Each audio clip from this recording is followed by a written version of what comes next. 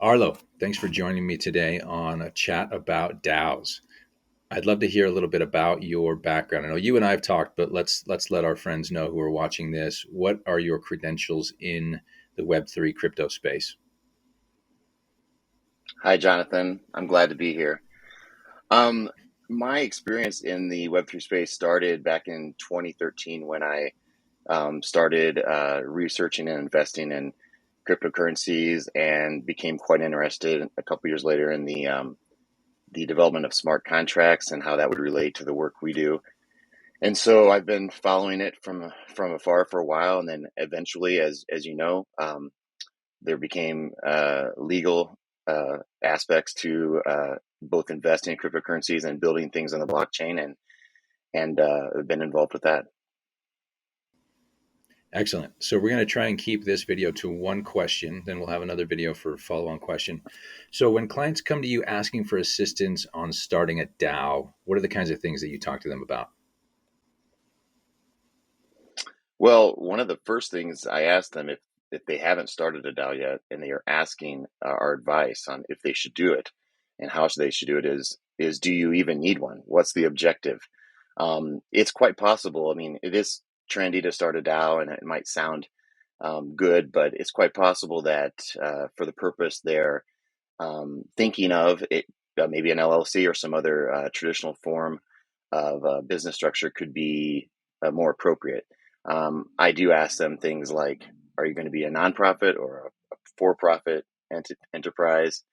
And then there's really several main categories of DAOs today, and I try to see if what they're proposing fits into one of these categories.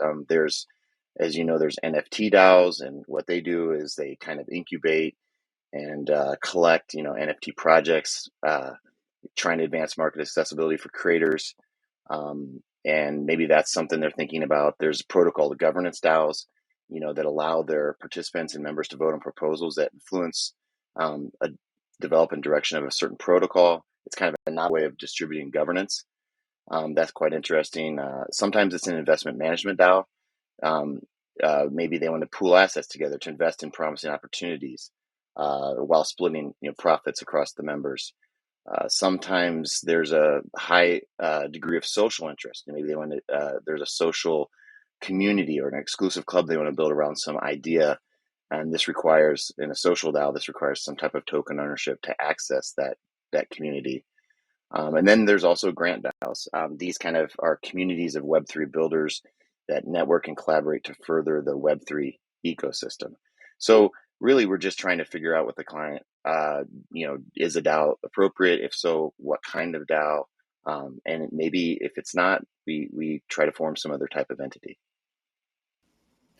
I really like that, thinking about it this way in terms of the key question: do you really need to do this? Because DAOs are unwieldy. Right. I mean, you've got even the smallest DAOs, maybe hundreds of members, right? The largest ones, thousands, maybe tens of thousands of members.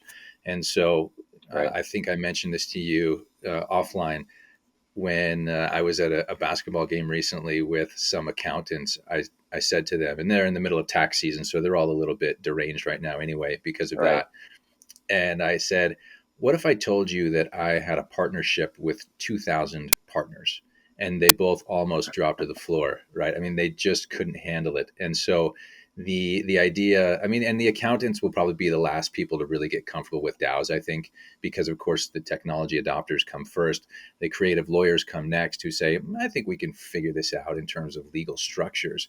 But Right. the accountants have to do all of the record keeping on the back end, and they are going to be hating this when they finally have the first DAO project dropped in their laps. Right. I can see that. So I've seen DAOs that have all kinds of purposes. I think you're right.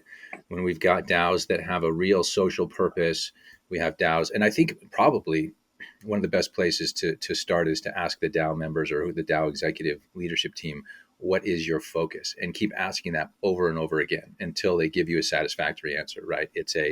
We're interested in this, we're interested in space. We're interested in helping children. I know about a DAO that's trying to get insurance to third world countries, right? They want to form an insurance DAO to help get, I mean, so that's a social component. There's certainly a financial component to it.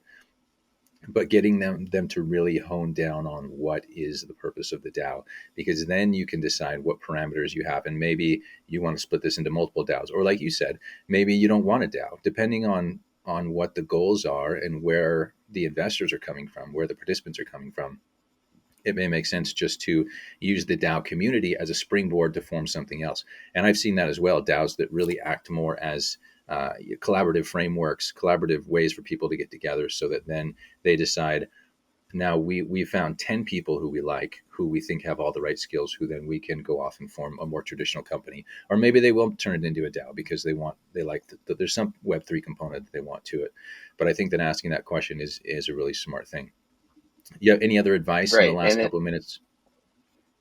yeah, just my thoughts are, like what you just said, a DAO can be more of a governance than it is a legal structure, kind of governance of the group, a brain, so to speak, that controls the entities is how I've heard it described. And yeah, just getting the clients to understand that, this could be many things. It's really a spectrum of possibilities, but it may just be something where it just handles the governance of an entity or a group of entities.